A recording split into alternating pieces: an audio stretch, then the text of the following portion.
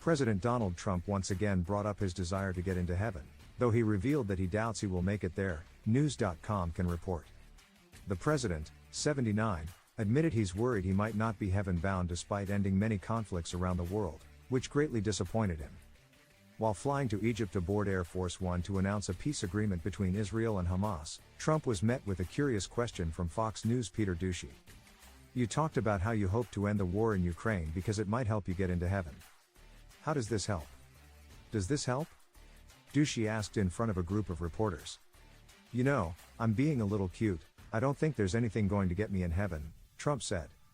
The commander-in-chief then went on a wild monologue about the afterlife. "I think I'm not maybe heaven-bound.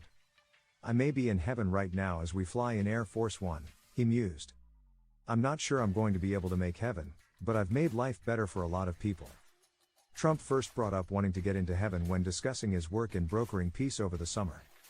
The president spoke about his tremendous desire to end the war between Russia and Ukraine, boasting to Fox and Friends, "If I can save 7,000 people a week from being killed, I think that's pretty. I want to try to get to heaven if possible. I'm hearing that I'm not doing well. I am really at the bottom of the totem pole," he added. "But if I can get to heaven, this will be one of the reasons." 5 days later, Trump mentioned the afterlife in a 24-hour fundraising blitz.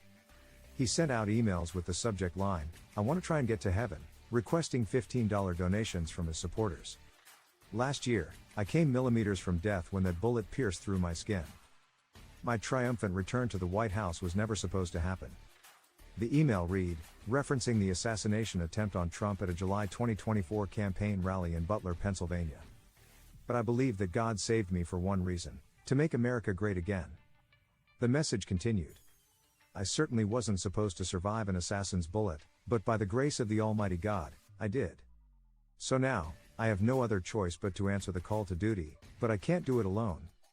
Trump's ear was grazed by a bullet when he turned his head at the last minute, narrowly escaping death. A supporter in the crowd was killed and 2 others were injured when Thomas Matthew Crooks opened fire on the then presidential candidate. A Secret Service counter-sniper team then neutralized Crooks. While speaking at another event more recently, this time about his presidential prayer initiative, Trump told reporters, "You know, there's no reason to be good. I want to be good because you want to prove to God you're good, so you go to that next step, right? That's very important to me. I think it's really very important," he repeated.